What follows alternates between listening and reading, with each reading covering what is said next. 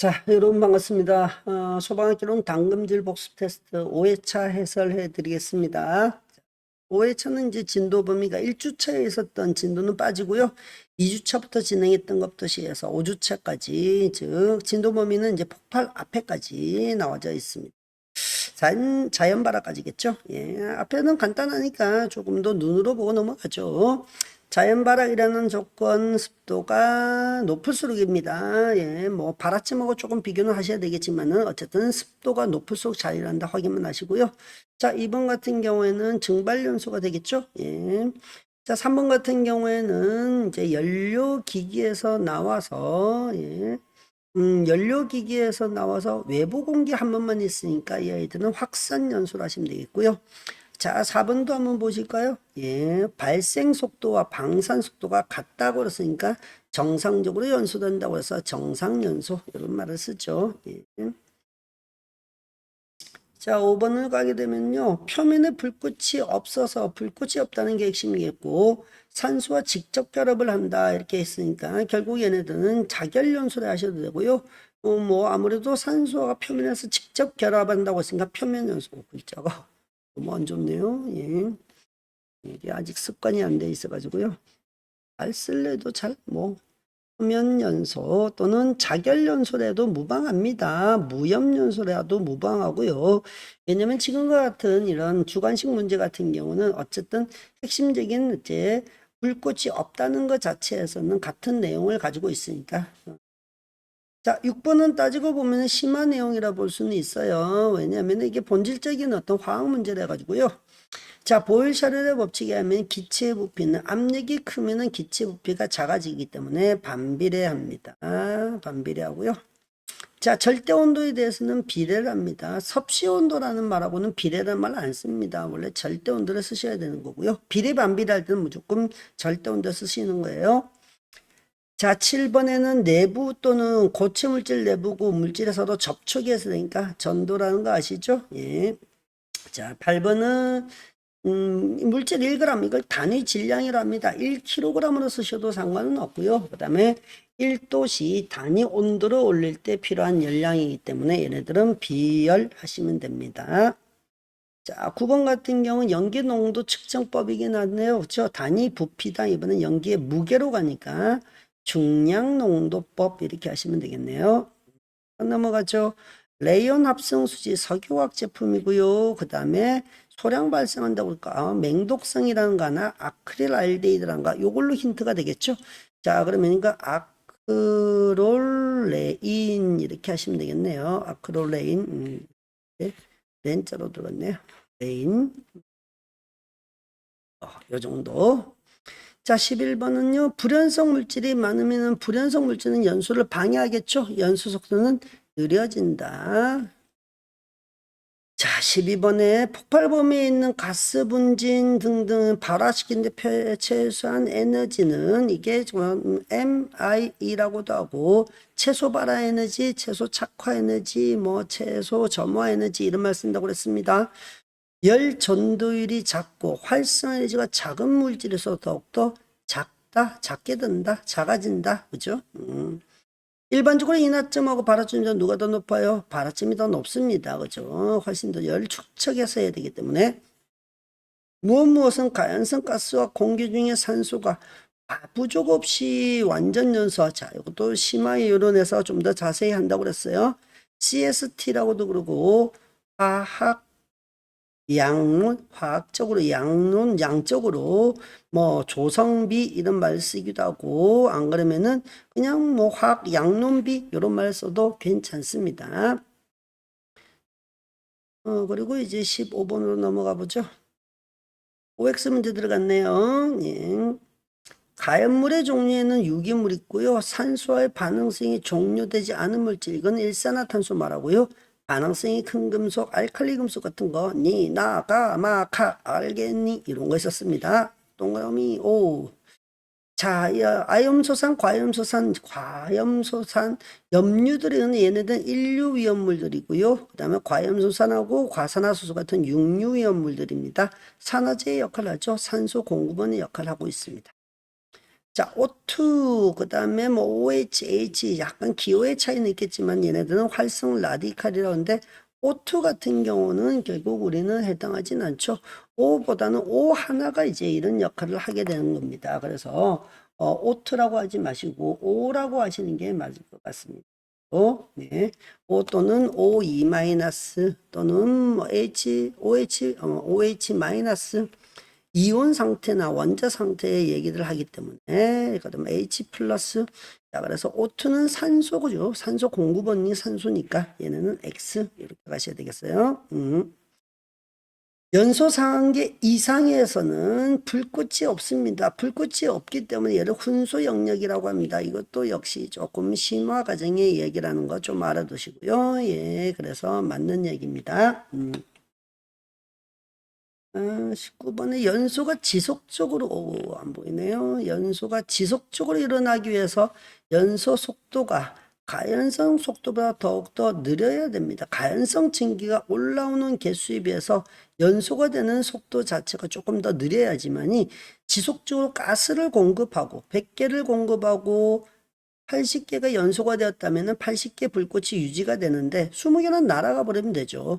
대신 올라오는 가스가 80이고 연소가 되는 게 100개라고 그러면은 더 이상 탈 게 없기 때문에 더 태우고 싶은데 그러면 얘네들은 어떻게 되겠어요? 꺼져버리겠죠. 그래서 지속될 수가 없습니다. 그래서 가연성 증기 발생 속도가 더 빨라야 된다. 또는 연소 속도가 가연성 증기 발생 속도보다 느려야 한다. 이렇게 하셔야 되겠죠. 물론 같은 거는 상관없습니다.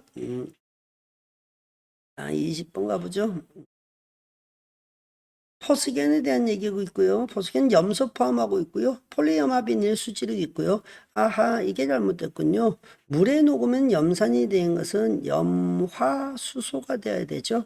앞에 있는 내용들은 뭐 틀렸다고 볼 게 없는데요. 근데 포스겐 자체는 물에 녹으면 염산이 되는 것이 아니라 염화수소를 말합니다. 그래서 X가 되고요. 자, TLV, TWA, 이제 시간 가중 평균 농도라고 얘기를 하는데, 사람이 일일 작업할 때 쭉 하고 있습니다. 그쵸? 보통은 이제 이런 농도 자체를 200ppm이라든지, 아니면 1ppm이라든지, 이런 농도의 어떤 기준이 있긴 있습니다. 근데 우리나라에서는 쓰진 않습니다만은, 요 부분은, 우리나라는 이제 맹독성과 독성, 무독성을 나눌 때는 LC50으로 쓰고는 있습니다. 하지만 원칙적으로도 뭐 다른 나라에서도 쓰고 있으니까 이런 것들은 이렇게 든다 정도만 알아두시면 되겠습니다. 뭐 틀렸다고 말할 수는 없고요. 예. 원래 이제 이런 TWA로 가지고도 독성이나 맹독성을 나누는 경우도 있습니다. 다른 나라에서는. 자, 22번 같은 경우는 강제적 유동, 바람 효과는 공기 조화 설비 이런 게 아니죠. 이거는 바람 효과는 창문이나 문을 통해서 나오고, 이거는 기계적 유동이죠. 기계적 유동. 바람 효과는 창문이나 문을 통해서 이동하는 거니까 X. 중성대는 일반적으로 계구부 중앙 약간 아래쪽에 형성되는 편입니다. 일반적으로. 자, 실내 압력과 실외의 압력이 같은 지점 말합니다. 정확한 정의가 되어 있으니까 맞는 얘기입니다. 24번도 몇 배 배는지 알아볼 때는 켈빈 온도, 즉 절대 온도를 사용한다고 그랬습니다. 알겠죠? 예, 섭씨 온도는 알 수 없어요. 예. 25번 조금 더 추가되는 내용이라고 볼 수도 있고요. 이것도 뭐 어느 정도는 심화 쪽의 내용이라 보면 되겠습니다. 열 전도량은 두께라는 것은 이렇게 해서 여기서 열을 보내줬을 때 요 간격을 얘기하니까 여기에 두께가 두꺼우면 여기까지 도달하는데 시간이 꽤 걸리겠죠. 열 전도율은 증가하려면 두께가 얇고 가늘고 뭐 이렇게 하겠죠. 온도 차이는 클수록은 맞습니다. 증가합니다. 얘가 틀렸고요.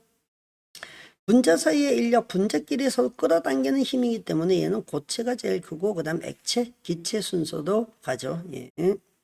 자, 역시 이것도 X. 불꽃 연소는 연소 4요소가 관여하고 있습니다. 좋습니다.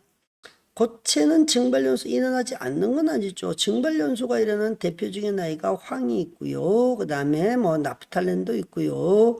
자, 그리고 가장 흔하게 나오는 저기 파라핀, 양초가 있죠. 이런 것들은 증발 연소라니까 X가 되어야 되겠습니다. 또 얘기가 되어야죠. 자, 29번으로 넘어가는 게 객관식 문제가 또 좀 나와 있네요. 자연발화 방지법, 항상 비교하는 게 자연발화 방지법과 자연발화 발생 요인, 이런 두 개는 이제 서로 반대로 되겠죠. 습도가 높게 유지하면 발생 요인이 됩니다. 자연발화가 잘 일어날 조건이고요. 열 축적되지 않도록 퇴직한다. 간격을 띄워놔라, 이런 얘기고, 온도 낮추고 공기가 잘 통한다 그랬습니다. 공기가 잘 통한다는 거하고 이제 공기의 유통이 크다, 이런 말하고 같은 말이죠. 유동도 괜찮고요. 예. 자, 정답은 1번이었고요. 30번에요. 예혼합의 특징으로 옳지 않은 것은, 예혼합은 미리 한번 섞였기 때문에 화염의 온도가 높은 편이죠. 화염의 온도가 높은 편이고요. 선화의 위험도 있고요. 역화의 위험도 있습니다. 그래서 얘는 틀렸는데요. 물론 여기 있는 것은 확산연소 같은 경우에는, 확산연소는 역화의 위험이 없죠. 예. 화염의 색깔이 청색이나 백색에 가깝다. 무슨 말이냐? 온도가 굉장히 높다, 이 말하고 같은 말입니다. 연소실에서 연소 효율이 크다. 대부분 충분한 산소가 섞여 있어서 그래서 완전 연소에 가깝게 일어난다, 그런 얘기입니다. 자, 31번이요. 표면 화재에 대한 얘기군요. 표면 연소하고 표면 화재는 좀 달라요. 물론 조금 앞서 나오긴 했지만은 이 아이 자체는 표면에서 불을 꺼야 될 대상이 있기 때문에 이 아이는 결국 불꽃 연소를 얘기를 합니다. 그러니까 아이들이 질문을 많이 하네요. 선생님, 표면 화재하고 표면 연소가 다른 거예요? 예, 다릅니다. 서로 반대적 현상이 나타나요. 자, 그래서 얘는 연소 4요소만으로 일어납니다. 연소 3요소만으로 일어나는 것은 표면 연소에 대한 얘기고, 얘는 화재니까 불꽃이 있습니다. 역시나 수코쿠스 목탄 같은 경우는 표면 연소에 해당한다는 얘기고요. 열량이 작고 연소 속도 느린 것도 마찬가지로 표면 연소에 해당하는 거고요. 표면에 불꽃이 발생하는 연소를 말한다. 얘가 맞는 얘기죠. 예, 그래서 표면 연소하고 표면 화재는 서로 다르다는 걸 나중에 또 우리가 화재로 넘어가면 또 자세히 알게 되게 될 거예요. 자, 32번. 다음 중 열을 방출하는 과정, 발열 반응이 아닌 것은, 액화는 뭐예요? 기체가 액체가 되는 과정이기 때문에 많은 에너지에서 적은 에너지를 오다 보니까 얘네들은 발열 과정이고요. 응고는 뭐예요? 액체에서 고체로 되기 때문에 역시나 마찬가지로 발열입니다. 승화가 기체에서 고체로 될 때도 마찬가지로 발열입니다. 다만 기화는 액체가 열을 흡수해서 얘들이 기체가 되어야 되기 때문에 얘네들은 흡열 반응 또는 흡열 과정이 되어야 됩니다. 그래서 4번이 틀렸죠. 33번 넘어가 보겠습니다. 열 이동 얘기네요. 다음 중 복사에 대한 설명으로 옳지 않은 것은, 복사는 전자기파 이동하는 거 맞고요. 빛의 속도로 직선으로 이동합니다. 직선으로 이동한다는 거하고 모든 방향으로 간다는 말은 서로 다른 말인데, 얘는 빛의 속도로 모든 방향으로 가는 것도 맞고 대신 휘어지지 않고 직선으로 간다, 이런 뜻인 거예요. 둘 다 맞는 얘기예요. 화재가 발생한 건물이나 가해물로부터 떨어져 있는 건물에 점화시키는 원인이 되죠. 이것을 우리는 다른 표현은 원격 발화, 이런 말도 합니다. 아주 멀리 떨어져 있는데 리모컨처럼 불을 붙인다, 이래서 원격 발화란 말도 쓰고요. 물질에서 방사되는 복사에너지는 스테판 볼츠만의 법칙, 이것도 심화의 내용이 있지만 섭씨 온도의 4제곱에 비례하는 것이 아니라 언제나 이런 제곱, 4제곱 할 때는 절대 온도를 쓰셔야 된다는 거 잊지 마세요. 복사 에너지는 화재 일어날 때는 최성기에서 가장 큽니다. 왜? 복사 에너지는 온도의 제곱에 4제곱에 비례하기 때문에 절대 온도에 인근 건물로 전일될 가능성이 높아지죠. 예, 그래서 정답은 3번이 되어야 됩니다. 자, 34번. 가연성 물질의 화재 위험성이요. 자, 비점이 크다는 것은 결국 높은 온도가 되어야 기체가 된다고 하는 얘기죠. 그러니까 기체가 잘 될수록 이 아이들은 위험하단 말이에요. 그래서 비점이 낮을수록 위험하고요. 융점 역시 고체가 액체가 되고 액체가 다시 기체가 되거나 분해가 되어서 기체화가 돼야 되는데 융점이 어떨수록 낮을수록 위험합니다. 표면 장력이라는 것은 표면에 있는 입자들이 서로를 안쪽으로 당기는 힘인데 얘들이 작으면은 위로 날아오겠다는 얘기예요. 그림이 좀 보이군요. 여기는 표면에 있는 아이들이 내부로 들어오려는 힘인데, 그래서 표면을 최소화시키려는 힘인데, 얘가 작으면은 안으로 들어오지 않고 날아가려는 힘이 생기기 때문에 더욱더 위험해지죠. 자, 비중이 높을수록, 비중이 높다는 것은 가라앉는다는 얘기고, 그러면 입자끼리 서로 끌어당기는 힘도 더욱더 강해진다는 얘기예요. 그래서 비중이 낮을수록 위험합니다. 조금 어렵죠? 예, 그래서 정답은 3번이 돼야 되겠죠? 예, 3번이 돼야 됩니다. 자, 이번에는 35번 가보죠. 연소 생성물에 대한 얘기고, 예, 일산화탄소 독성가스입니다. 시아나수소는 맹독성이고, 우리가 배우는 맹독성은 크게 세 가지 정도 한다고 그랬죠. 여기에서 포스겐도 있을 거고요. 그 다음에 아크롤레인도 있습니다. 아크롤레인도 우리는 맹독성으로 분류합니다. 황화수소에 노출이 되게 되면요, 후각마비됩니다. 달걀 썩은 냄새가 나죠. 예, 맞는 얘기고요. 이산화탄소는 질소를 여기부터 틀렸죠. 물질의 저온 연소에서 발생한다. 이산화질소네요. 맞네요. 이산화탄소로 봤네요. 이산화탄소는 질소를 포함한 맞습니다. 다만 물질의 저온 연소 시 발생하지 않고 물질이 고온으로 연소하고 있을 때 그때 열을 흡수해서 얘네들이 발생합니다. 산소하고 질소가. 자, 그래서 고온이 되어야 된다는 거 잊지 마시고요. 자, 36번이요. 기체 위험도가 가장 높은 것은, 이건 굳이 제가 뭐 하지 않아도 계산만 잘 하시면 될 것 같습니다. 그쵸? 예, 별도로 해드리지 않겠습니다. 정답만 체크하시고요. 정답은 뭐 계산을 해보시면은 뭐로 나올까요? 제가 정답 쪽에 지금 안 가지고 있어가지고 확인해 볼게요. 예, 모두 다 이제 정답을 계산해 보면은, 예, 뭐 1번이 이황화탄소가 1등 되죠. 예, 제일 첫 번째입니다. 두 번째로 나오는 것들도 계산을 조금 해보시면 될 것 같습니다. 이건 굳이 제가 설명을 해드릴 것은 아니니까. 자, 37번 한 가보겠습니다. 분해 연소에 대한 얘기요. 분해 연소 같은 경우 열을 받아서 열분해가 일어나야 되고요. 그때 발생된 증기하고 공기하고 합쳐서 혼합해서 연소하는 현상입니다. 정답이고요. 비가연성 아니죠. 가연성 분해 생성물이 나와서 가열된 후에 분해 생성되는 현상이다. 뭐 결국은 분해 생성되어서 이제 연소가 된다까지 가시면 되겠고요.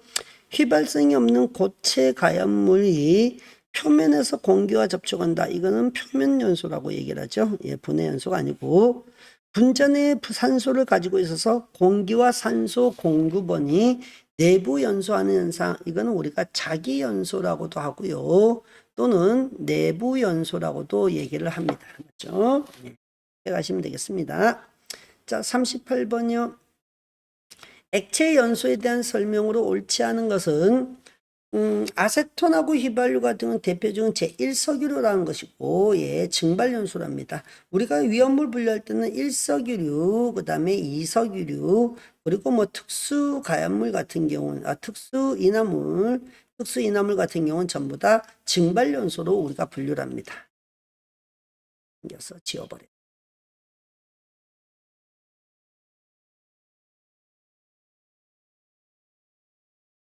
이렇게. 자, 등유하고 중유 같은 경우는 등유는 이석유류입니다. 이석유류니까 증발연소를 할 거고요. 중유 같은 건 제3석유라서 얘네들은 분해연소라는 게 맞습니다. 등유가 잘못됐고요. 자동차 내부에서 연소는 분무연소를 활용하는 게 맞습니다. 일단 액체 자체를 좀 더 빨리 연소를 시키기 위해서 분무 방식으로 쏘는 거죠. 알코올 램프하고 석유 램프는 등심연소 또는 심지연소 이런 말도 쓰기도 한다고 그랬습니다. 좋습니다. 예, 정답은 2번이 되겠고요. 이번에는 그림 문제네요. 분자 배열에서 운동에너지, 배열에서의 운동에너지. 현재는 아이들이 규칙적인 모양을 가지고 있는 걸로 봐서는 얘네들은 고체 상태의 어떤 모습을 보이고 있습니다. 자, 그래서 고체에 대한 설명으로 옳은 것을 찾으시면 되겠죠. 분자 사이의 인력이 매우 강하다. 그렇죠? 다른 어떤 거에 비해서는 액체나 기체에 비해서는 훨씬 더 강합니다. 분자 운동은 제자리에서만 진동을 합니다. 그래서 얘네들이 이제 스스로 회전이라든지 스스로 운동을 해서 이동하거나 그러진 않습니다. 분자 배열은 불규칙이 아니라 규칙적이죠. 규칙적입니다. 고체 분자 배열에 해당한다. 좋습니다. 정답은 3번이고요. 자, 마지막 40번 역시 화학양눈 비에서의 최저 연소 온도, 뭐 이건 일종의 발화점을 얘기를 한다 이렇게 생각하시면 되겠네요. 분자 구조가 복잡하면 열 축적을 잘하기 때문에 발화점은 낮아집니다. 좋습니다. 산소하고 친화력이 크면은 산화열이 많아져서 발화점도 낮아집니다. 발열량이 높을수록 산소랑 결합할 때 또는 다른 어떤 뭐 자연 발화열이 있을 때 높으면 높을수록 온도 발화점도 낮아집니다. 금속의 열 전도율이 크면은 열을 다른 쪽으로 보내기 때문에 이 아이들 자체는 금속의 열 전도율이 낮을수록 더욱더 낮아지게 됩니다. 그래서 정답은 4번이 되어야 되겠네요. 자, 이렇게 해서 5회차도 총 40문제의 40문제의 풀이를 좀 해봤습니다. 자, 다음 6회차에서 또 뵙겠습니다. 예, 수고했습니다.